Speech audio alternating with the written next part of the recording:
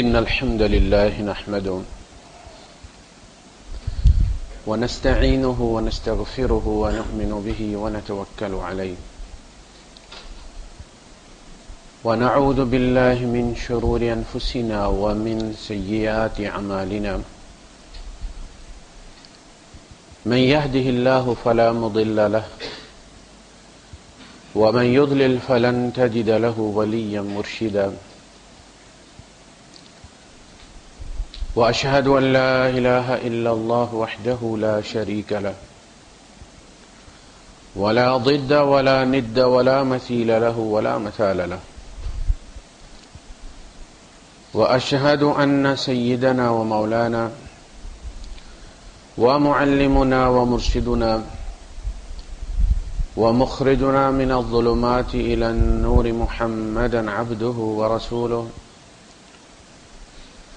أرسله الله بالحق بشيرا ونذيرا وداعيا إلى الله بإذنه وسراجا منيرا فقد بلغ الرسالة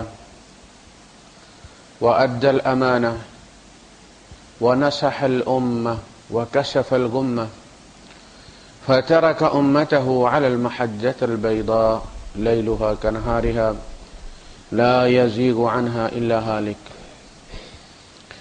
اللهم صل وسلم وبارك عليه وعلى آله وأصحابه وأزواجه وذرياته وأهل بيته أجمعين أما بعد فأعوذ بالله السميع العليم من الشيطان الرجيم بسم الله الرحمن الرحيم قل إن كنتم تحبون الله فاتبعوني يحببكم الله ويغفر لكم ذنوبكم والله غفور رحيم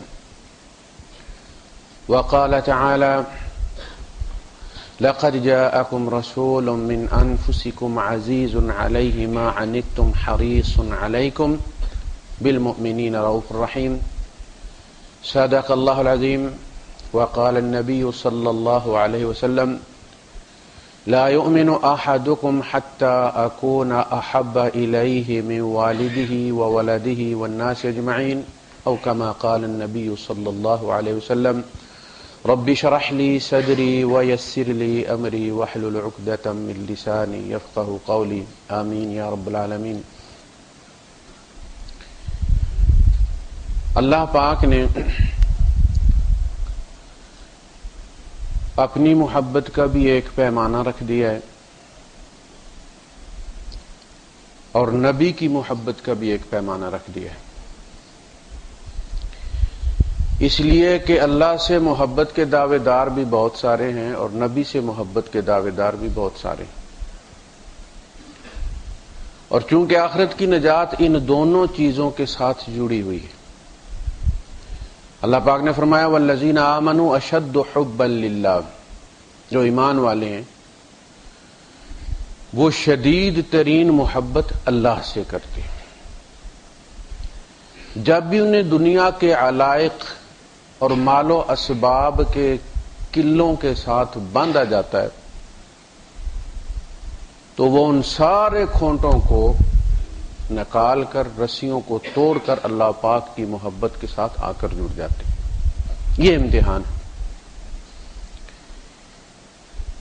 تو اللہ کی محبت کے بغیر ایمان باللہ قبول نہیں ہے اور رسول کی محبت کے بغیر ایمان بالرسالت قبول نہیں۔ زبان کے ساتھ عبداللہ ابن ابی نے بھی مان لیا تھا، قلبی محبت نہیں تھی، بات بھی مانتا تھا، زکوٰۃ بھی دیتا تھا، روزے بھی رکھتا تھا، بعض غزوات پہ بھی ساتھ گیا ہے۔ یعنی کمال کی بات ہے کہ ایک بندے کو اللہ کے رسول کی معیت میں جہاد کی بھی فضیلت اور اس کی اللہ پاک نے موقع دیا اسے، اور نبی کے پیچھے پہلی صف میں نماز پڑھنے کا بھی۔ لیکن بدبختی کا آپ اندازہ کر لیں کہ آج ہم اسے مسلمان بھی نہیں کہہ سکتے، ہم اسے کافر بھی نہیں کہتے، لیکن ہم اسے مسلمان بھی نہیں کہہ سکتے۔ تو بظاہر وہ سارے اعمال بجا لاتا تھا، لیکن چونکہ قلبی تعلق نہیں تھا تو اللہ پاک کو نبی کی موجودگی میں اس کا ایمان قبول نہیں۔ کہ ان کے لیے آپ استغفار کریں یا نہ کریں کوئی فائدہ نہیں۔ وَإِن تَسْتَغْفِرْ لَهُمْ 70 مَرَّةً فَلَن يَغْفِرَ اللَّهُ لَهُمْ۔ آپ 70 بار کر لیں استغفار۔ یہ 70 سے مراد یہ نہیں تھا کہ 71 بار کریں گے تو ہم قبول کر لیں گے۔ 70 بار کا مطلب یہ تھا کہ ہم کبھی نہیں کریں، جتنا مرضی ہے تم کہہ لو ہم نہیں کریں گے۔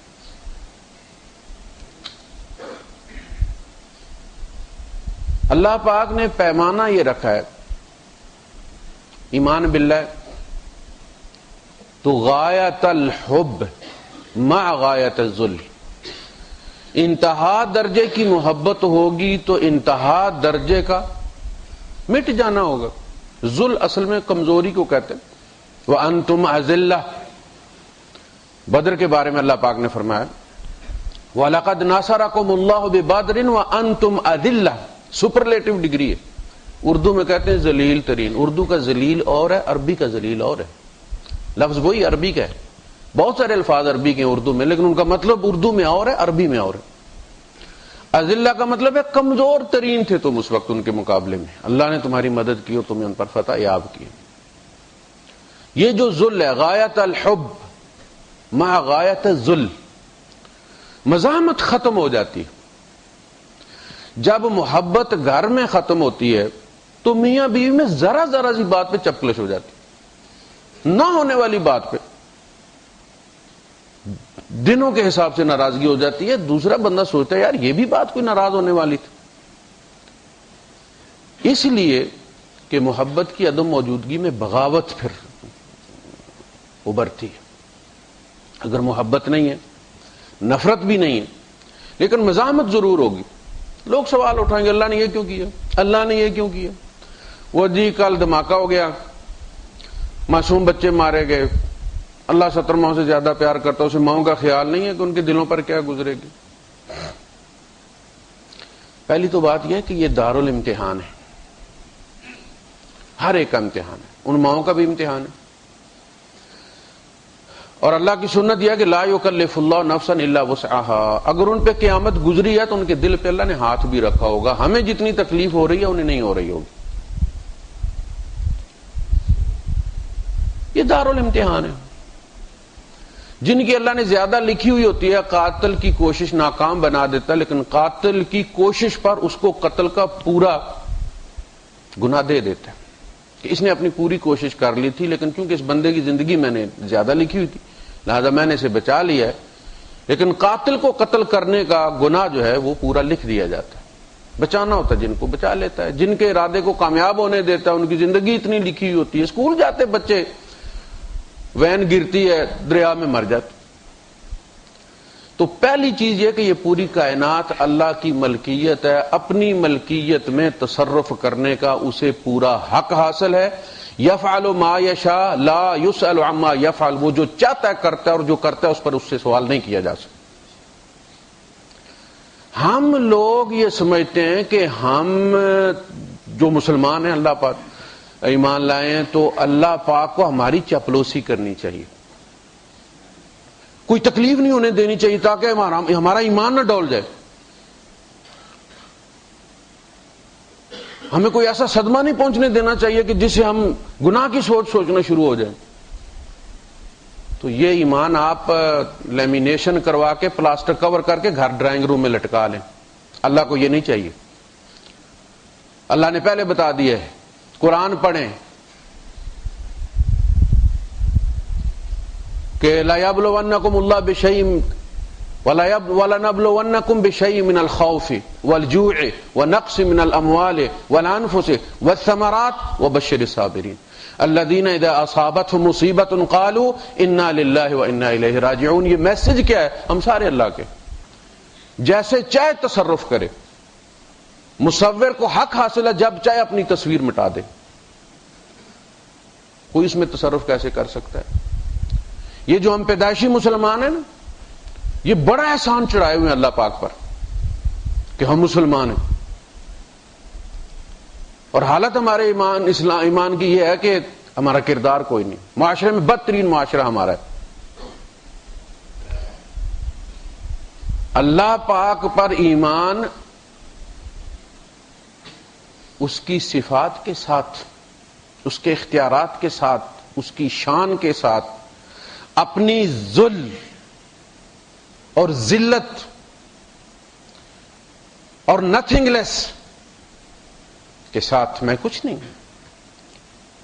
میری ذات سے لے کر میرے مال و اسباب پر جیسے چاہے تصرف فرمائیے، سب کچھ اسی کا۔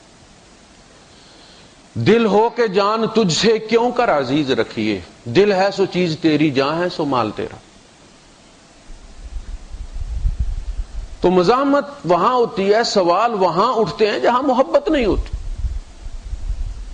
خدا نام کا ایک کھانا ہمارے پاس ہے، اس کو میں ہم نے XYZ لکھ کے تو اس کو پورا کیا ہوا ہے، محبت کوئی نہیں۔ اللہ پاک قادر ہے، وہ امام حسین رضی اللہ تعالیٰ اور ان کے خاندان کے ساتھ جو ہوا اس کو نہیں روک سکتا؟ کیوں نہیں روکا؟ اس کا مطلب ہے پھر ہے کوئی نہیں۔ یحییٰ علیہ السلام کا سر کاٹا گیا، اللہ روک نہیں سکتا تھا؟ زکریا علیہ السلام کے سر پہ آرا چڑھایا گیا، اللہ روک نہیں سکتا تھا؟ جن کے بدنوں سے لوہے کی کنگھیوں کے ساتھ زندہ گوشت گھسیٹ لیا گیا ان کی ہڈیوں پر سے ایمان لانے کی پاداش میں، اللہ روک نہیں سکتا تھا؟ اللہ روکنے لگے تو پھر امتحان لینے کی ضرورت ہی کیا ہے؟ پیدا ہی کیوں کیا اس نے؟ یہ سارا گڑاک صدیوں پر محیط پھیلایا کیوں ہے؟ اسکول کا پرنسپل ہیڈ ماسٹر چاہے تو پھر اسکول کا کوئی اسٹوڈنٹ بھی جو ہے وہ فیل نہ ہو، جو بھی غلط لکھنے لگے پرنسپل صاحب جو ہے وہ ایک بندہ لگا دیں گے، یار ان کو اندر لے جاؤ ٹھیک پیپر کرواؤ۔ کراچی میں اسی طرح کرتے ہیں، سب کو بٹھا کے کمرے میں ٹیسٹ پیپر پڑھا دے، پکڑو پتر جلدی سے سوال حل کرو۔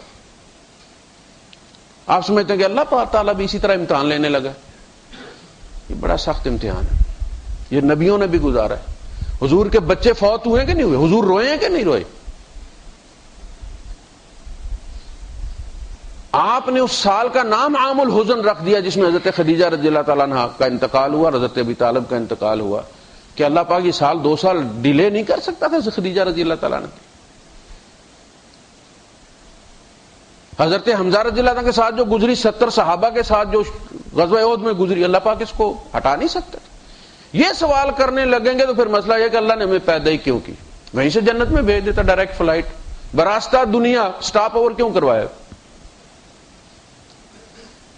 لِنَبْلُوَكُمْ أَيُّكُمْ أَحْسَنُ عَمَلًا، ہم دیکھیں کہ ان امتحانوں میں سے کون بہترین رویے کے ساتھ نکل کر آتا ہے۔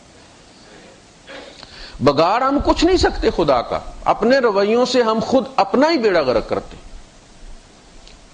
احوال جو لوگ خدا کو نہیں مانتے دیر یہ ہیں کہ ان کے یہاں بیماریاں نہیں ہوتی، ان کے عزیز نہیں مرتے، ان کے ایکسیڈنٹ نہیں ہوتے، ان کے کاروبار فیل نہیں ہوتے۔ اگر بندہ یہ سمجھے کہ اللہ پر سے ایمان ہٹا کے اب مجھے کوئی مصیبت نہیں آئے گی تو یہ بھی کر کے دیکھ لے، لیکن مصیبتیں آتی ہیں، اجر ختم ہو جاتا ہے۔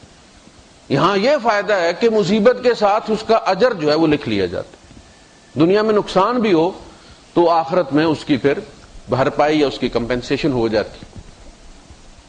تو فرمایا اگر تم مجھ سے محبت کرتے ہو تو اس کا لازمی تقاضا یہ ہے کہ جس سے میں محبت کرتا ہوں اسے تم محبت کرتے ہو۔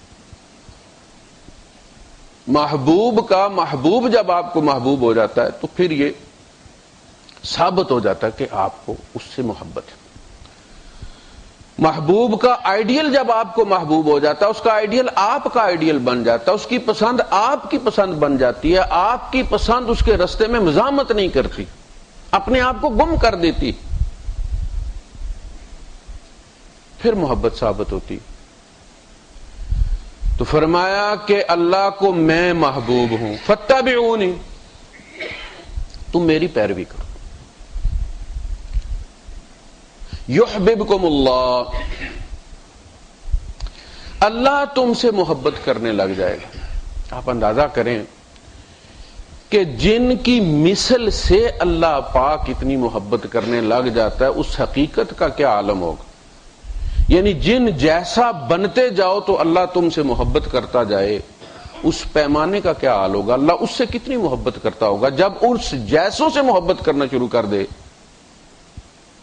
تو خود اس ہستی سے اللہ کی محبت کو ناپا جا سکتا۔ فاتبعونی، میرے جیسے بن جاؤ، یحببکم اللہ، اللہ تم سے محبت کرنے لگ جائے. اس لیے کہ ون وے محبت تو پھر فائدہ تو کوئی نہ ہوا. محبت تو وہی ہے جو قبول کر لی جائے، رسپانس آئے، ادھر سے بھی جواب آئے.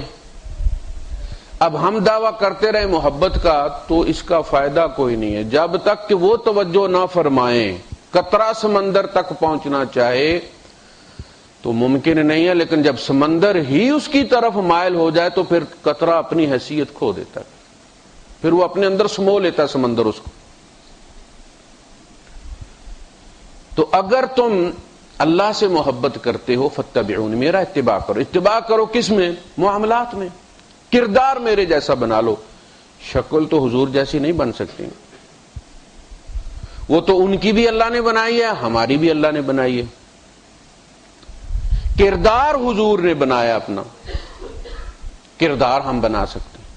ہم کردار حضور جیسا کر سکتے ہیں، شکل حضور جیسی نہیں کر سکتے. تو یہاں جو اتباع کا حکم ہے فاتبعونی، یو فالو می. فالو کس میں؟ ایکشن میں ہوتا ہے فالو، شکل میں فالو نہیں ہوتا، وہ کاپی ہوتا ہے. فالو کا مطلب یہ کہ میں کوئی حرکت کر رہا ہوں، آپ میرے پیچھے پیچھے آؤ. میں رائٹ جاتا ہوں، آپ رائٹ جاؤ. آپ گاڑی والے کو جب کہتے ہیں میرے پیچھے آؤ تو ایسا تو نہیں نا کہ آپ جو ہے وہ رائٹ ٹرن کر دیں اور گاڑی والا لیفٹ ٹرن کر دے اور وہ فالو بھی کر رہا ہو، ایسا نہیں. فاتبعون. جب انسان باقی اعمال میں، کردار میں، معاملات میں نبی کریم صلی اللہ علیہ وسلم کو فالو کرتا ہے تو پھر لباس کی باری بھی آ جاتی ہے. لباس کا اصل میں تعلق تو ہوتا ہے کلچر کے ساتھ، آپ کے علاقے کے ساتھ، موسم کے ساتھ، اور اس سے سارے لوگ واقف ہوتے ہیں. یہاں رہ کے آپ کندورا پہن سکتے ہیں، حالانکہ یہ کندورا حضور کے زمانے میں نہیں تھا. اس کندورے میں تو وہ کیبل والی ماری ہوتی ہے نا، درمیان میں جری، وہ زمین کے اندر جو کھڈا مارا ہوتا ہے. اس کندورے کے ساتھ تو وہ بھی پار نہیں ہوتا. جنگیں لڑی جا سکتی ہیں، گھوڑے پہ سواری کی جا سکتی ہے. وہ اصل میں تھوڑی سی لمبی ایک قمیص ہوتی تھی جس کے چاک ہوتے تھے، نیچے سے وہ کٹا ہوا ہوتا تھا سائڈوں سے. یہ کندورا وہ کندورا حضور والا نہیں ہے. اور اس علاقے کے جانور بھی اس کلچر سے واقف ہوتے ہیں. ہمارے ہاں جب رائٹ اینڈ لیفٹ ٹریفک کا مسئلہ اٹھا تھا کہ اسلامی ممالک میں دائیں ہاتھ کی ٹریفک ہے تو اس کو پاکستان میں بھی اس کو کیا جائے، تو اس میں بڑی بحث ہوئی. تو مولوی حضرات نے اس کے بڑے فائدے بتائے، اجر کی بہت سی نوید سنائی. تو فیروز خان نون کی حکومت تھی، تو اس نے آخر میں بحث کو سمیٹا. تو اس نے کہا بھائی صاحب ٹھیک ہے، ہم اس کو بل میں ترمیم کر دیتے ہیں کہ کل سے ٹریفک رائٹ ہینڈ ہو جائے گی پاکستان میں، لیکن یہ جو آپ کی بحثیں ہیں ان کو کون بتائے گا کہ پاکستان کا آئین تبدیل ہو گیا؟ اب وہ تو صدیوں سے اسی طرح چل رہی ہیں، انہوں نے تو ادھر ہی چلنا، ایکسیڈنٹ بہت ہوں گے. اب یہ اتنی ٹھوس دلیل تھی کہ مولویوں نے بھی ہینڈز اپ کر دی، اس لیے کہ بحثیں تو مولوی کی نہیں نہ مانتی. تو اس نے کہا جی جہاں کے کلچر میں جانور بھی جو ہے وہ رچ بس گئے ہیں تو آپ اس کو نہیں چھیڑ سکتے. اب یہاں والا کندورا آپ پاکستان پہنے تو پورے محلے کے کتے اکٹھے ہو جاتے، اس میں تو مانگنے والا آ گیا ہے. تو انہیں بھی پتا ہے کہ یہاں کا نارمل لباس نہیں ہے، نہیں کوئی اور مخلوق آ گئی. یہ جو چیزیں جن کو ہم نے آج اسلام بنا لیا اور سنت بنا لی ہے، سنت کردار ہے. کوئی فوت ہو جائے کیا کرنا ہے، بچی بیانی ہے کیا کرنا ہے، لین دین کیسے کرنا ہے، آنے والے سے کیسے ملنا ہے، پڑوسیوں کے ساتھ کیسے رہنا ہے، یہ سنت. اور یہ ہمارے یہاں کوئی نہیں، کیونکہ یہ دیکھتا کوئی نہیں. ہمیں اسے دکھاوا چاہیے، بس کور بدلی کر لیا نیا ہو گئے، امامہ باندھ لیا تو ہم ویسے ہی ہو گئے. یہ فراڈ ہے، یہ خود فریبی ہے، خدا فریبی ہے. یخادعون اللہ وہو خادعہم، یہ اللہ کو دھوکہ دیتے. اللہ بھی کہتا ٹھیک چلنے، پتہ حقیقت جب کھلے گی تمہیں پتہ چلے گا. فاتبعونی، یعنی لباس کی باری تو آخر میں آئے گی، لیکن سب سے پہلے کردار تبدیل ہوگا. ہمیشہ میں مثال دیتا ہوں موسیٰ علیہ السلام کے زمانے کے جادوگروں کی، کردار تبدیل ہوا، نقطہ نظر دنیا کے بارے میں تبدیل ہو گیا ان کو. چوں بجاں رفت جاں دیگر شود، چوں بجاں در رفت جاں دیگر شود. یہ اندر جائے تو جان بدلی ہو جاتی ہے. جان چو دیگر شد جہاں دیگر شود. جو ہی جان بدلتی ہے آپ کا نقطہ نظر تبدیل ہوتا ہے, آپ کا موڈ بدلی ہوتا ہے تو دنیا بدل جاتی ہے.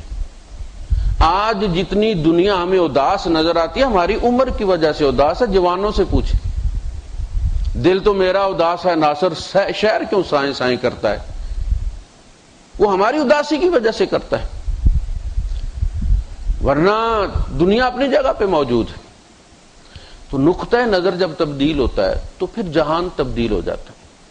فاتبعونی, میری پیروی کرو, یحببکم اللہ, اللہ تم سے محبت کرنے لگے. جب اللہ تم سے محبت کرنے لگ جائے گا تو ہر چیز تبدیل ہو جائے گی. اس لیے کہ جس سے محبت کی جاتی ہے اس کا بڑا خیال رکھا جاتا ہے, جس کو کہتے ہیں کہ کیئر ڈز پروو دا لو. آپ جس چیز کی جتنی کیئر کرتے ہیں ثابت ہو جاتا ہے کہ آپ اس سے اتنا پیار کرتے ہیں. یہ ممکن نہیں کہ آپ کسی چیز سے پیار کریں اور پھر اس کی کیئر نہ کریں. آپ جب پاکستان جاتے ہیں اور چیزیں پیکنگ کرتے ہیں تو آپ کی پیکنگ بتاتی ہے کہ اس میں کس چیز کا آپ کو خدشہ ہے کہ وہ ڈیمیج نہ ہو جائے.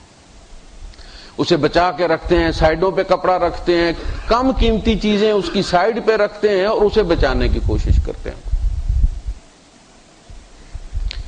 یہ ہے اصل حقیقت کہ جس سے آپ محبت کریں گے اس کا خیال رکھیں گے, اس کو مٹنے نہیں دیں گے, اس کی بہت ساری کاپیاں بنا لیں گے, اس کا بیک اپ رکھیں گے آپ.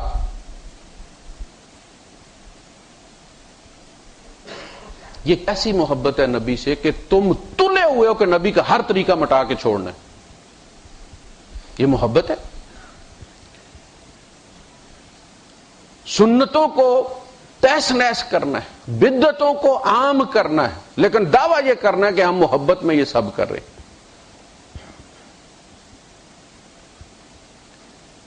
جب تم سے اللہ محبت کرے گا تو سب سے پہلا کام یہ کرے گا کہ تمہیں پھر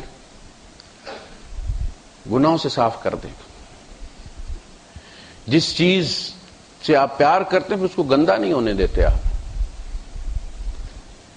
آپ جب کوئی چیز پڑی ہوئی تھی کچرے میں, ایسے ہی ڈھیر میں پڑی ہوئی تھی, دھکے کھا رہی تھی, آپ کا ارادہ بدلی ہوگا کہ نہیں یار یہ تو ابھی یہ قابل استعمال ہے, تو آپ اسے وہاں سے نکالتے ہیں, اچھی جگہ رکھتے ہیں, پھر اسے دھوتے ہیں, پھر اسے استری کرتے ہیں, پتہ نہیں کیا کیا کرتے ہیں. آپ کا نقطہ نظر تبدیل ہوا کہ نہیں ابھی یہ قابل استعمال ہے, اس طرح ذلیل ہونے کے لیے نہیں چھوڑی جا سکتی. ہم ذلیل کیوں ہو رہے ہیں دنیا میں؟ اس کی وجہ یہ ہے کہ اللہ کی نظروں سے گری قوم ہے. غیروں کے ساتھ اس کا معاملہ یہ نہیں ہوتا, اس لیے کہ غیروں سے اس کا نام بدنام نہیں ہو رہا ہوتا.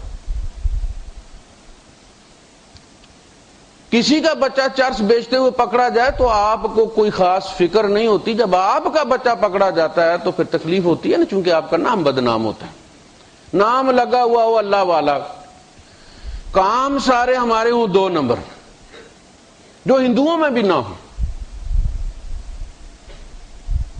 تو پھر اللہ کا غضب تو بھڑکے گا. سارا ہم تعارف بھی کروائیں, یعنی ایک بندہ پکڑا گیا ہے, تو انسان خطا کا پتلا ہے, میں جاتا ہوں جیل ملاقات کے لیے, خونی رشتہ ہے, اور کچھ معاشرے اور سماج کی مجبوریاں بھی ہوتی ہیں کہ پچھلے کہیں گے کہ دیکھو جی وہ پتہ ہی نہیں کیا, وہ انہیں تو نہیں پتا کہ بھائی کیا مسئلہ ہے. جیل گئے اور کسی نے دیکھا بھائی قاری صاحب بھی آئے ہوئے ہیں, تو السلام علیکم. وعلیکم. کون تھا جی یہاں پہ؟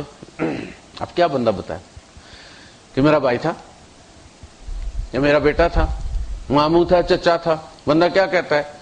کہتا ہے کہ جی وہ پڑوسی تھا, ایک جاننے والا تھا, اس کا بچہ پکڑا ہوا ہے کسی کیس میں, تو میں کوشش کر رہا ہوں کہ میرا نام نہ ہی آئے. اور وہ اندر سے آواز دے کے کہتا ہوں نہیں جی پڑوسی شوسی کوئی نہیں, میں ان کا بھائی ہوں چھوٹا, اور چرس کے کیس میں پکڑا ہوا ہوں. تو میری عزت بڑھائی ہے اس نے. اعلان ہم دنیا میں کرتے ہیں ہم اللہ والے ہیں, لا الہ الا اللہ. ہم مسلمان کو بھی ذبح کرتے ہیں تو بسم اللہ اللہ اکبر کر کے ذبح کرتے ہیں اور ویڈیو جاری کرتے ہیں. غضب کیسے نہیں بھڑکے گا اللہ کا ہمارے اوپر؟ ہم اس کے لیے بدنامی کا باعث بن گئے. یحببکم اللہ، اللہ جب تم سے محبت کرے گا تو پھر تمہارا خیال رکھے گا. وَيَغْفِرْ لَكُمْ ذُنُوبَكُمْ، سب سے پہلے تو وہ جو پہلے داغ ہیں وہ صاف کرے گا اور آئندہ لگنے نہیں دے گا. واللہ غفور رحیم، اللہ بڑا بخشنے والا ہے، بڑا رحم کرنے والا ہے. ایک تو بخشنا وہ ہوتا ہے کہ سب کے سامنے کھڑا کر کے کلاس لی جائے، سب کو بتایا جائے کہ اس نے کیا کیا، اور اس کے بعد پھر کہا جائے کہ چلو اب معاف ہے. یہ بھی غنیمت ہے، لیکن معافی یہ ہے کہ اللہ پاک پردہ ہی ڈال دے. اصل میں مغفر کہتے ہیں ہیلمٹ کو، خود جس کو کہتے ہیں نا، عربی میں اس کو مغفر کہتے ہیں، جو ڈھانپ لیتا ہے سر کو، پتہ نہیں چلنے دیتا. یہ ہے مغفرہ کہ اللہ ڈھانپ دے، پردے رکھ لے کسی. تو اللہ جو ہے وہ بڑا پردے رکھنے والا ہے. اگر انسان دنیا میں اپنے گناہوں کے چرچے نہ کرے تو اللہ پاک آخرت میں بھی اسے رسوا نہیں کرے گا. حضور فرماتے ہیں کہ میری ساری امت جنت میں جائے گی الا من ابا، سوائے اس کے کہ جو انکار کر دے کہ جی ویری سوری میں جنت میں نہیں جاتا. اب کون ہے جو یہ کہے گا کل امتی دخل الجنہ الا من ابا، قیل ومن یأبى یا رسول اللہ، قال الذی اطاعنی دخل الجنہ ومن عصانی فقد ابا. جس نے میری بات مان لی، پوچھا گیا اللہ کے رسول جنت میں جانے سے کون انکار کرے گا؟ آپ نے فرمایا جس نے میری اطاعت کی وہ جنت میں داخل ہو گیا، اور جس نے میری نافرمانی کی اس نے جنت میں جانے سے انکار کر دیا.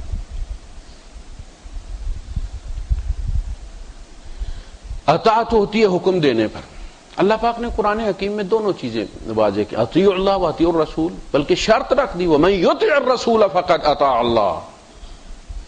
یاد رکھو نبی کو بائی پاس کر کے تم میری اطاعت کا دعویٰ کبھی نہیں کر سکتے. میں نے ایک ٹیسٹ کیس رکھا ہے معاشرے میں.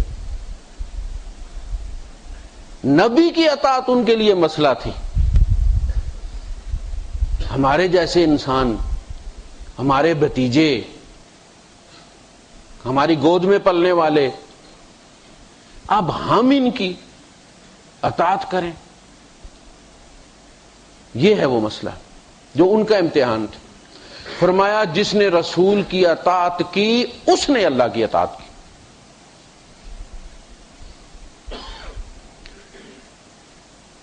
یہ ہوگی اطاعت. ایک ہے اتباع.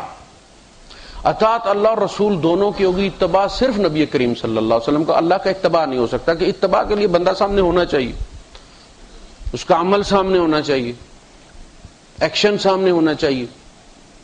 تو اتباع جو ہے وہ دیکھ دیکھ کے کرنے کا نام ہے، اور اطاعت سن کے ماننے کا. واسمعوا واطیعوا، سنو اور مانو. تو اگر ہمیں دعویٰ ہے کہ ہم اللہ سے محبت کرتے ہیں تو اس دعوے کا ٹیسٹ نبی کی ذات ہے. اپنے اعمال ان جیسے بنا لو تاکہ اللہ پاک تم سے محبت کرے. اور نبی کریم صلی اللہ علیہ وسلم سے اگر محبت ہے، جیسا کہ آپ نے فرمایا کہ تم میں سے کوئی جنت میں داخل نہیں ہو سکتا، مومن نہیں ہو سکتا. لا یؤمن احدکم، جب تک میں اسے محبوب تر نہ ہو جاؤں. اپنی اولاد، اپنے والدین اور باقی جو کچھ بھی سب رشتے ناتوں سے زیادہ عزیز میں نہ ہو جاؤں، تب تک تم مومن نہیں ہو سکتے. اور مومن نہیں ہو سکتے اس کا میں جنت میں نہیں جا سکتا.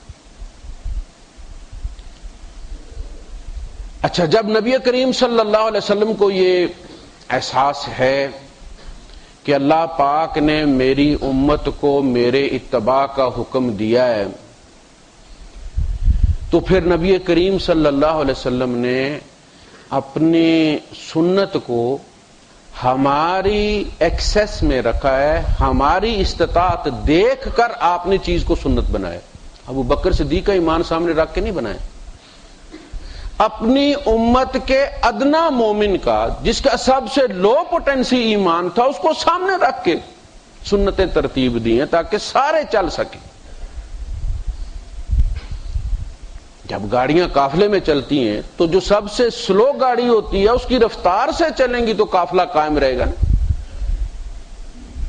اگر سب سے زیادہ اسپیڈ والی گاڑی کی رفتار سے چلیں گے تو ایک گاڑی افوہ میں ہوگی، دوسری ریاض میں ہوگی، تیسری کسی کہیں اور ہوگی، قافلے اس طرح تو نہیں چلتے۔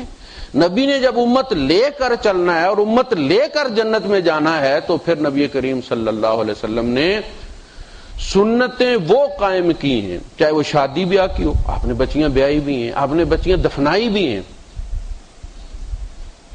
بچے پیدا ہوئے ہیں، خوشی بھی ہوئی ہے، بچے فوت ہوئے ہیں، افسوس بھی کیے، بھوک بھی آئی ہے، فاقے بھی کیے ہیں، شادیاں بھی کی ہیں، گھر بسائے ہیں، ان کے اخراجات پورے کیے ہیں، لین دین کیا، تجارت کی ہے۔ یہی ایک بندے مومن کی زندگی ہوتی ہے نا 24 گھنٹے کی، ان میں سے کسی نہ کسی کام میں آدمی بیزی ہوتا ہے۔ حضور نے یہ سارے کام ہماری استطاعت کے مطابق کیے۔ ممکن نہیں کہ کوئی بندہ کہے جی کہ میں سنت پہ چلنا چاہتا ہوں لیکن سنت بہت مشکل ہے، ایسا نہیں ہے۔ اللہ پاک نے فرمایا میرے نبی کو تمہارا بہت خیال ہے، حریص علیکم بالمؤمنین رؤوف الرحیم، یہ رافت اور رحمت رکھتے ہیں، یہ اس چیز کا احساس رکھتے ہیں کہ ان کے جانے کے بعد بھی ان کی امت کو کوئی مشقت نہ پڑے۔ آپ جب حجۃ الوداع میں کعبے کے اندر چلے گئے، وہاں آپ نے نفل پڑھے تو آپ کو احساس ہوا کہ یہ تو مسئلہ ہو جائے گا، آج تو یہ تھوڑے ہیں، کل تو میری امت بہت ہو جائے گی۔ تو لوگ کہیں بیت اللہ کے اندر جا کر نفل پڑھنا حج کا رکن ہی نہ سمجھ لیں۔ آپ انہی سوچوں میں گم تھے۔ جب آپ خیمے میں آئے تو ام المومنین نے کہا کہ اللہ کے رسول جب آپ گئے تھے تو بڑے حشاش بشاش تھے اور اب آپ سوچوں میں ڈوبے ہوں۔ آپ نے فرمایا میں نے ایک کام کر دیا ہے، اگر مجھے پہلے احساس ہو جاتا تو میں وہ نہ کرتا۔ میں 2 نفل پڑھایا ہوں بیت اللہ کے اندر اور میری امت کچلی جائے گی۔ یہ دیکھیں، فکر دیکھیں آپ، اگر وہ بھی پڑھنا شروع کرے گی تو کچل جائے گی، زیادہ تعداد ہو جائے گی ان کی۔ تو سنت پر چلنا نبی سے محبت کی دلیل ہے، اور نبی سے محبت ایمان کی دلیل ہے، اور اللہ کے نزدیک وہی ایمان قبول ہے جس میں نبی کی محبت شامل ہے۔ نبی سے محبت اللہ سے محبت ہے۔ قل ان کنتم تحبون اللہ فاتبعونی یحببکم اللہ ویغفر لکم ذنوبکم واللہ غفور رحیم۔ اب ہم جو دیکھ رہے ہیں محبت کے نام پر جو ہوا ہے، اور یہ ہر سال بڑھتا جائے گا،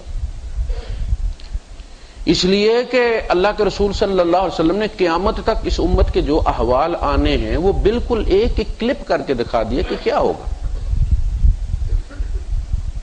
علماء کی کیفیت بھی بیان کر دیا کہ کتنے بدترین علماء آئیں گے۔ وہ قرآن کو اس طرح کھائیں گے جس طرح بھوکا بیل چارہ کھاتا ہے،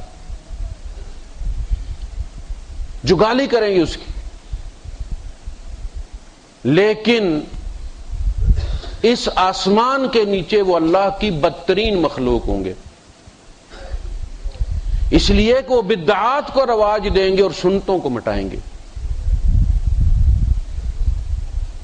اور جو سنت اٹھا لی جائے گی وہ دوبارہ کبھی واپس نہیں آئے گی۔ اللہ پاک بڑا غیور ہے، اور ہر بدعت کے قدموں میں سنت کا مزار ہے۔ سنت کی قبر بنتی ہے تو بدعت قائم ہوتی ہے۔ یہ ممکن نہیں ہے، مومن کی زندگی میں کوئی خلا نہیں ہے، کوئی جگہ خالی نہیں ہے کہ جہاں سنت موجود نہ ہو۔ پیدا ہونے سے قبر میں رکھے جانے تک، حمام میں داخل ہونے، نکلنے، شیشہ دیکھنے، کپڑے پہننے، گاڑی میں سوار ہونا، بچی رخصت کرتے وقت کیا کرنا ہے، دلہن وصول کرتے وقت کیا کرنا ہے، ایک جگہ ایسی نہیں ہے کوئی یہ کہے کہ یہاں نبی کا عمل موجود نہیں۔ تم جو کرو گے نبی کے عمل کو اٹھا کے پھینک کے کرو گے، تم جگہ بناؤ گے، جگہ کوئی نہیں۔ تو جب تک سنت کو مٹایا نہ جائے بدعت کے لیے جگہ نہیں بنائی جا سکتی. جو کچھ ہو رہا ہے اور دین کے نام پر ہو رہا ہے، اور جس طرح یہ علماء اس کی قیادت کر کے کر رہے ہیں، انہیں تو علماء کہنا بھی اس میں توہین ہے. میں بڑا دل پہ پتھر رکھ کے انہیں علماء کہہ رہا ہوں، کیونکہ شکلیں انہوں نے ویسی بنائی ہوئی، گلے میں کپڑے کے تھان عورتوں کی طرح لٹکائے ہوئے ہیں. وہ ایک ساتھی دوست ہے میرے، ان کی وہاں کراچی میں تارک روڈ پہ کوئی شاید ان کی کوئی دکان ہے منیاری کی. وہ کہتے ہیں جب یہ لوگ آتے ہیں اور آ کے رنگ ملا کے اپنے لیتے ہیں تو عورتیں بھی شرماتی ہیں. امامے کا رنگ، پھر گلے میں لٹکائے جانے والے کپڑے کا رنگ، پھر نیچے چولے کا رنگ، پھر وہ جیسے ہمارے یہاں میلے پہ لے کے جاتے ہیں نا دھنی والے اپنے بیل سینگ چوپڑ کے، اس طرح کے سینگ چوپڑے ہوئے ان کے. گانوں کی طرز پہ نعتیں، ظلم کی انتہا ہے. 24 لاکھ کڑی دا، 54 ویٹ کڑی دا، بڑی نعت جائی رہی. حد ہو گئی. میں نے پہلے بھی آپ سے کہا تھا کہ یہ رکنے والا نہیں، یہ بڑھنے والا کام ہے. اس میں دو چیزیں ہوتی ہیں. دیکھیں گناہگار گانا سنتا ہے نا تو کوئی مسئلہ نہیں، وہ اس کو ٹیمپریری فولڈر میں رکھتا ہے، اسے پتہ ہے کل میں نے توبہ کرنی. یہ برا کام ہے. یہ عبادت بنا کے گناہ کرتے، اور بدعتی کو کبھی توبہ نصیب نہیں ہوتی. یہ بات لکھ لیں آپ، اس لیے کہ توبہ وہ کرتا ہے جو گناہ سمجھ کے کرتا، جو ثواب سمجھ کے کرتا ہے بدعت کو. حالانکہ اللہ کے رسول صلی اللہ علیہ وسلم نے شمال اور جنوب میں مدینے کے 2 جگہوں کا نام لے کر فرمایا کہ جس شخص نے ان کے اندر کسی بدعتی کو پناہ دی یا اس کا احترام کیا، نہ اس کی نفل قبول ہے نہ اس کا فرض قبول ہے.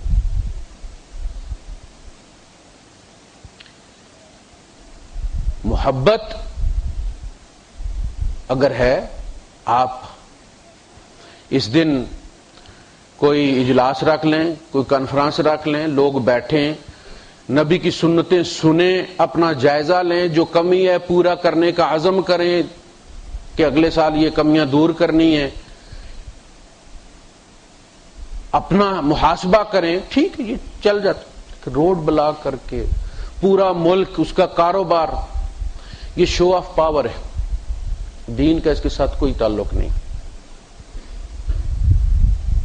نبی کریم صلی اللہ علیہ وسلم جب ہمارا ہجری سال مقرر کیا گیا تو حضور کی پیدائش بھی زیر بحث آئی تھی کہ کس واقعے کو اپنا بنا کے اس کی تاریخ کو استعمال کیا جائے اپنے سال کے لیے.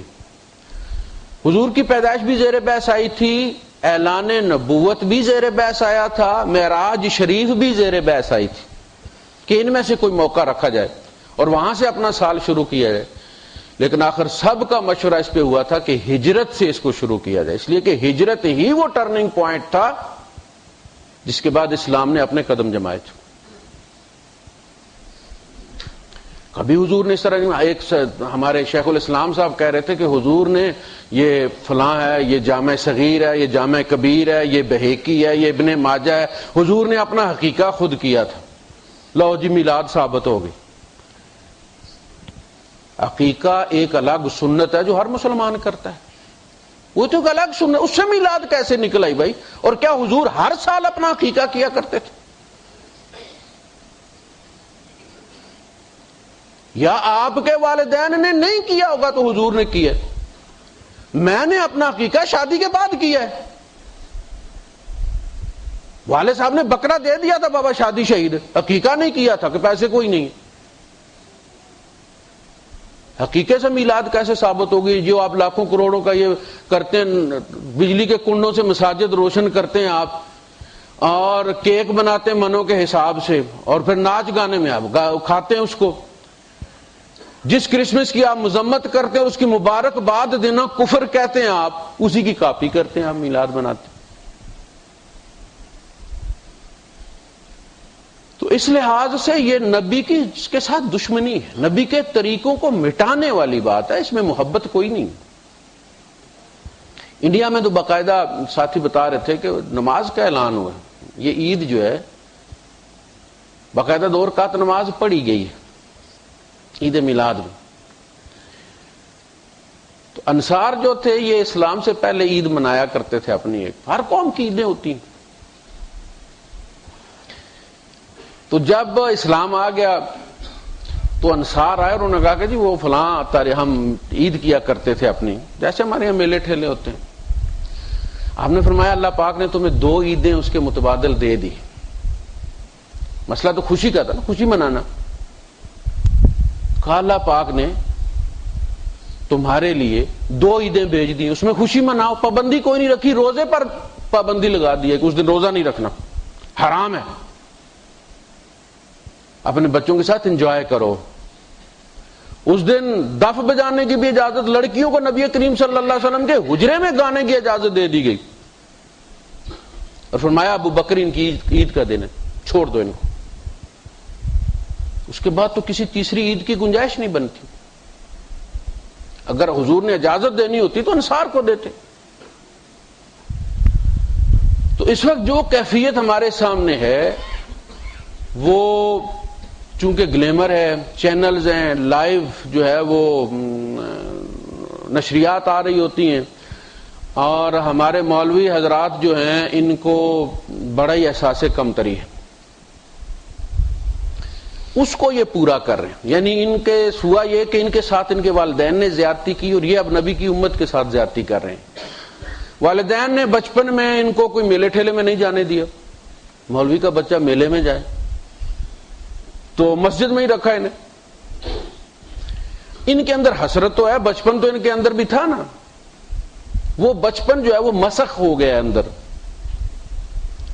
اب وہ عیدیں کریٹ کرتا ہے. تم نے نہیں نا ہمیں دنیا کے میلے دیکھنے دیے، دیکھو ہم مسجد میں میلہ مناتے. یہ ان کا احساس سے کمتری ہے کہ یہ پھر میلے کریٹ کرتے ہیں، ٹیکس لگاتے ہیں 100 روپیہ فی گھر جی دینا ہے آپ نے. اس میں سے کچھ % خرچ ہوتا ہے، کچھ % بچ جاتا ہے، کیونکہ اس کا حساب کتاب کوئی نہیں ہوتا، کوئی پوچھنے والا نہیں. اور ہر سال چند بدعات کا اس میں اضافہ ہو جاتا ہے، کمی نہیں ہوتی. جو لوگ اس سے بچ سکتے ہیں، بچنے کی تلقین، اصل جہاد یہ ہے. اصل جہاد یہ ہے. یہ وہ زمانہ ہے کہ جس میں اگر دنیا بہہ رہی ہے ایک بدعت کے طوفان کے اندر تو انسان اپنے آپ کو بچا کے رکھے اس سے. یہ وہ زمانہ ہے جس میں ایک سنت کو زندہ کرنا 100 شہید کے برابر اجر ہے. سنت کا دفاع کرنا اسی طرح ہے جس طرح غزوہ احد میں صحابہ نے نبی کریم صلی اللہ علیہ وسلم کے گرد گھیرا ڈال کر تیر اپنے بدن پر روک کر نبی کا دفاع کیا. آج زمانے میں دنیا کے سامنے اتمام حجت کے لیے پیش کرنے کے لیے نبی موجود نہیں ہے، نبی کی سنتیں موجود ہیں. یہ نبی کی نمائندگی کرتی ہیں. جو کچھ ہم کر رہے ہیں یہ بالکل ہندوازم کی کاپی ہے. ہندوؤں کے جو جلوس نکلتے ہیں ان کے دیوتاؤں کے نام پر، انڈیا والے تو چونکہ تقابل دیکھتے ہی رہتے ہیں. اب تو پاکستانی بھی ٹی وی پر دیکھ سکتے ہیں کہ ان کے جلوس اسی طرح نکلتے ہیں. ہمارے یہاں کعبے اور حضور کے روزے کی شبیہیں لے کر چلا جاتا ہے اور لوگ سردی سے ٹھٹر رہے ہیں، اور پھر ان کو توڑ پھوڑ کے کہیں پھینک دیا جاتا ہے، تقسیم کر دیا جاتا ہے. ہندو اسی طرح لے کر جاتے ہیں اور پھر اس کو وہ گنگا میں پھینک دیتے ہیں. اپنے اس دیوتا کے مندر کو کی شبیہ بناتے ہیں. گائے والا جلوس نکلتا ہے چونکہ یہ بھی ان کے دیوی ہے، ماتا ہے ان کی، تو گائے بنا کر لے جاتے ہیں اور پھر اس کو وہ دریا برد کرتے ہیں. ہم نبی کے دین کو دریا برد کر رہے ہیں. میڈیا کا کردار اس میں بہت اہم ہے. اس نے یہودیت کے مشن کو اپنایا ہوا ہے، وہاں سے فنڈنگ ہوتی ہے اور وہ ان تمام چیزوں کو پروموٹ کیا جاتا ہے جو نبی کے دین کی دشمن ہے. لیکن ظلم یہ کیا جاتا ہے کہ جی ہم نبی سے محبت کرنے والے ہیں، یہ جو ممانعت کرتے ہیں یہ نبی کے دشمن ہیں. یہ اسلام ہر زمانے میں نبی کریم صلی اللہ علیہ وسلم نے فرمایا کہ بھائی یہود جس طرح کیا کرتے تھے اسی طرح تم بھی کرو گے. یہاں تک کہ اگر ان میں سے کسی نے اپنی ماں کے ساتھ منہ کالا کیا تو میری امت میں بھی ایسے بدبخت ہوں گے. جب بھی آپ دیکھ لیں قرآن حکیم کے اندر اللہ پاک نے جتنی علماء پر لعنتیں کی ہیں، علماء سو پر، عالم برتے ہوئے ڈر لگتا ہے. ابلیس پر پورے قرآن میں صرف اللہ کی لعنت ہے. اللہ پاک نے پن پوائنٹ کر کے کہا وَأَنَّ عَلَيْكَ لَعْنَتِي، میری لعنت ہے بس. ان پر کہا لعنت اللہ علیہ والملائکۃ والناس اجمعین یلعنہم اللہ ویلعنہم اللاعنون. اللہ کی بھی، فرشتوں کی بھی، تمام نیک انسانوں کی لعنت ہے. یکتمون ما آتاہم اللہ ویشترون بہ ثمنا قلیلا، اللہ کے دیے ہوئے کو یہ چھپاتے ہیں اور اس سے یہ کمائی کرتے ہیں.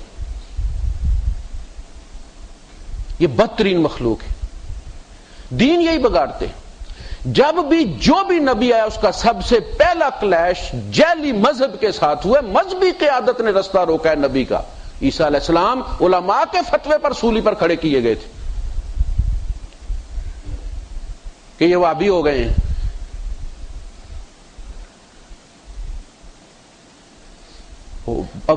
ابو لہب جو تھا یہ بحیثیت چچا اس کو مت لیں، یہ اس مذہب کا پیروکار تھا، یہ بیت اللہ کا متولی تھا، یہ مذہبی حیثیت میں حضور کا انکار کر رہا تھا. ابراہیم علیہ السلام کا باپ بت فروش بھی تھا، بت تراش بھی تھا، وزیر اعظم کا عہدہ رکھتا تھا، مذہبی پروہت تھا. اس نے بیٹے کی مخالفت باپ کی حیثیت سے نہیں کی، مذہبی پروہت کی حیثیت سے کی. اس آج اگر نبی کریم صلی اللہ علیہ وسلم خود تشریف لے آئیں اور آپ کا قول آپ کی نمائندگی کرتا ہے، اس قول کی جو بھی مخالفت کرتا ہے وہ اصل میں نبی کی مخالفت کرتا ہے. یقین کریں ان کا حال یہ قوم وہی کرے جو مکے والوں نے کیا تھا. یہ مولوی اسی طرح فتوے لگائیں ان پر جس طرح ابو لہب نے لگائے تھے. انہیں وہ بتائیں نہ کہ میں اللہ کا رسول ہوں، بس آ جائیں صحیح، پھر دیکھیں کیا ہوتا. تو جو کچھ ہو رہا ہے، جو آپ دیکھ رہے ہیں، اس میں وہ چند نفوس پھر بھی غنیمت ہیں جو اس کی مخالفت کرتے ہیں. پورے یعنی یہ گاؤں تک وبا گئی ہوئی ہے. ایسا نہیں کہ صرف شہروں میں ہے. جہاں جہاں کیبل ہے، جہاں جہاں ٹی وی پہنچا ہے، وہاں وہاں مولوی جو ہے وہ ساون کا مہینہ ہوتا ہے نا، تو جس طرح شہروں میں کیڑے مکوڑے نکلتے ہیں، دیہات میں بھی نکلتے ہیں، دیہات میں زیادہ نکلتے ہیں. یہ کیڑے مکوڑوں کی طرح نکل آئے اور ہر مسجد کا دوسری مسجد سے مقابلہ ہوتا ہے کہ فلاں نے اتنا بڑا جلوس نکالا تو ہم نے اتنا بڑا نکالنا ہے، فلاں نے اتنا بڑا کیک بنایا تو ہم نے اتنا بڑا کیک بنانا ہے، فلاں نے مسجد جو ہے وہ اس میں چراغاں کے لیے اتنا خرچہ کیا، ہم نے اتنا بڑا خرچہ کرنا ہے. ہم وہ قومیں جہاں عورتیں عید والے دن اپنے بچوں کو زہر دے کے مار کے خود مر رہی ہیں، سردی میں لوگ ٹھٹر کر مر رہے ہیں. یہ وہ لوگ ہیں جو ان کو ایک چادر نہیں دیتے، اپنے گلے میں پورا پورا تھان لٹکائے پھرتے ہیں. بے حس، معاشرے کے ساتھ ان کا کوئی تعلق نہیں. عالم تو وہ ہے کہ جو نبی کی سوچ سوچے، جس طرح نبی کریم صلی اللہ علیہ وسلم معاشرے کی سوچ سوچتے تھے. ہم منڈی میں جاتے تھے، ہر چیز پہ نظر رکھتے تھے. ایک ڈھیر لگا ہوا ہے گندم کا، آپ نے اس ڈھیر کے اندر ہاتھ ڈالا اور اندر سے آپ گندم لے کر آئے اور آپ نے دیکھا کہ گندم گیلی ہے اندر. آپ نے فرمایا او بھائی صاحب یہ کیا ہے؟ اس نے کہا جو رات بارش ہو گئی تو بس وہ دانے تھا. آپ نے فرمایا وہ دانے بارش والے الگ کیوں نہیں رکھے تو نے؟ سوکھے الگ رکھنے تھے، بارش والے الگ رکھنے تھے، کم ریٹ پہ بیچ دینے تھے. من غشنا فلیس منا، دیکھو وہ میری امت میں سے نہیں ہے. جس نے ہمیں دھوکہ دیا، اور ہم سب سے بڑی دھوکے باز قوم. جلوس دیکھو تو پتہ چلتا ہے کہ ہم جیسا جنتی کوئی نہیں، اور ہم بلڈ بھی جعلی بیچتے. خون کے ایک بوتل میں 2 بوتلیں مزید ملا کر گلوکوز کی 3 بوتلیں بنا دیتے ہم. دوائیاں ہم جعلی بناتے ہیں، کھانے کی چیزیں جعلی بناتے ہیں. اسلام کہاں ہے ہمارے اندر؟ ہم گلی سڑی قوم ہیں، لیکن پتہ یوں چلتا ہمارے دعووں سے کہ ہم یہی اسلام لے کر پوری دنیا میں نکلیں گے، اور جہاں جہاں بھی جنٹا سین اصلی مل رہا ہے وہاں ہم اسلام نافذ کریں گے اور نقلی بنائیں گے. یہ کردار لے کر دنیا کے سامنے ہم جائیں گے. اللہ کبھی ہمیں یہاں سے نہیں نکلنے دے گا، یہیں روک کے مارے گا، جیسے چوہے مارتا ہے نا انسان پنجرے میں بند کر کے، اس طرح مارے گا ہمیں. وہ کبھی نہیں نکلنے دے گا، اس لیے کہ ہم بدنام کریں گے اس کے دین کو. کردار جب تک درست نہ ہو، اپنا آپ جب تک درست نہ ہو، تب تک اللہ ہمارا ساتھ نہیں دے گا، اور جب اللہ ساتھ نہیں دے گا تو ہم کچھ نہیں کر سکتے. یاد رکھیں، اللہ کو ساتھ لینے کے لیے نبی جیسا کردار چاہیے. فاتبعونی یحببکم اللہ. اللہ جب محبت کرے گا، اللہ جب ہمارے ساتھ ہوگا، پھر فتح و نصرت ہوگی.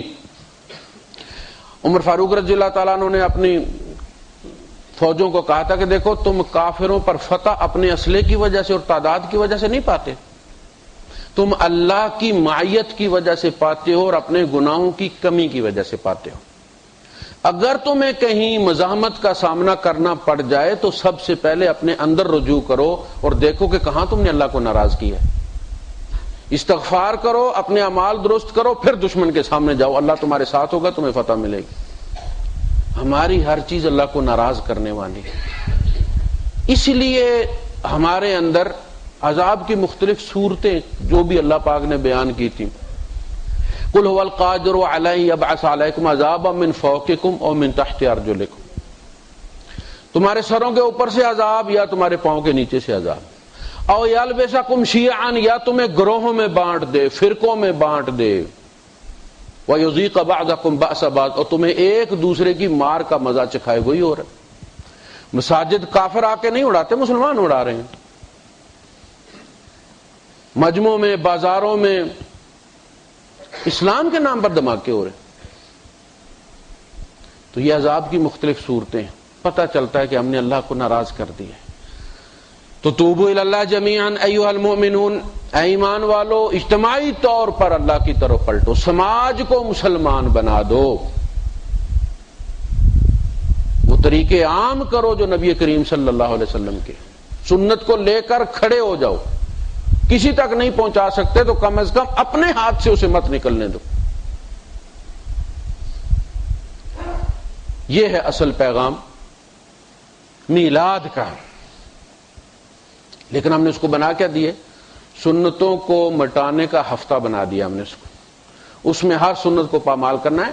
یعنی آپ اندازہ کریں، ہمارے گاؤں سے عورتیں جاتی ہیں، نعت خوانیاں جب یہ خواتین کی ہوتی ہیں، باقاعدہ ٹی وی پہ آتی ہیں وہ سرخی پاؤڈر کر کے، تو ہمارے یہاں سے جاتی ہیں، اور یعنی گاؤں کی جو جاتی ہیں وہ 20-30 ہزار لیتی ہیں. تو شہر والیوں کا کیا حال ہوگا؟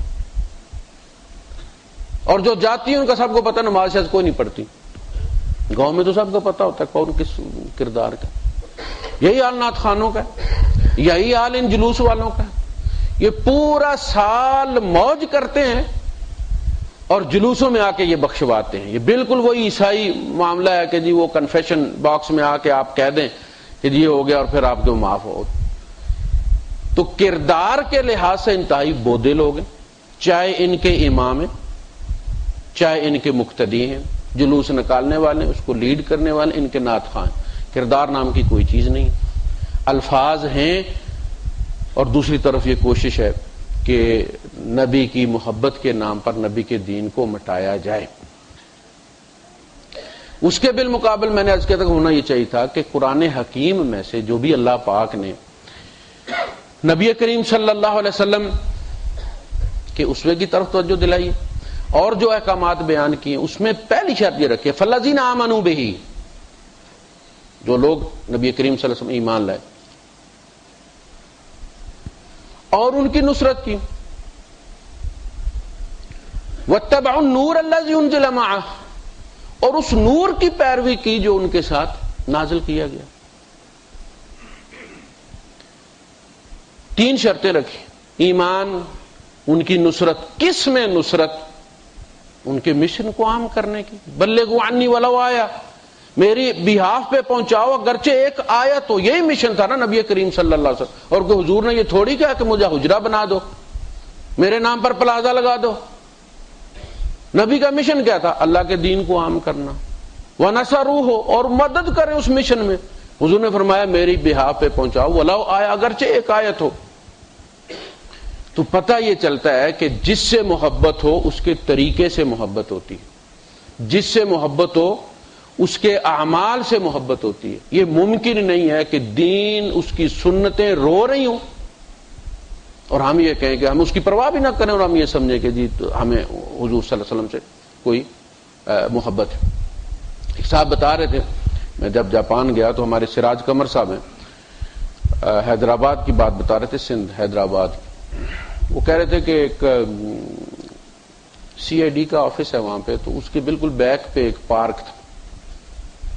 ایک صاحب ایک خاتون کے ساتھ آئے اور چل رہے تھے، تو ایک بچہ تھا، وہ گرمی کا موسم تھا، جون جولائی کا، تو بچہ جو تھا وہ پیدل انگلی پکڑے چل رہا تھا اور سرخ ہوا اور پسینہ پسینہ ہوا.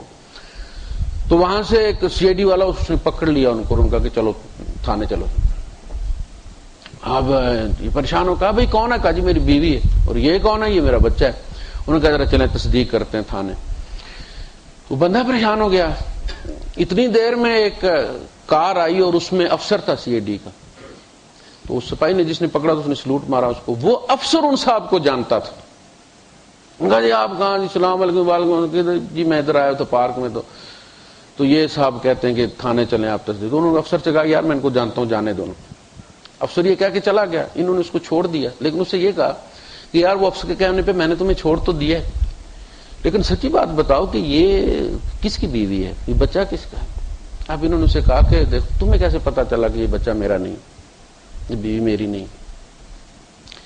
اس نے کہا ہم سی آئی ڈی والے ہیں، اگر یہ بچہ آپ کا ہوتا تو یہ کبھی اس طرح چل نہ رہا ہوتا، آپ نے اسے اٹھایا ہوتا، سینے سے لگایا ہوا ہوتا.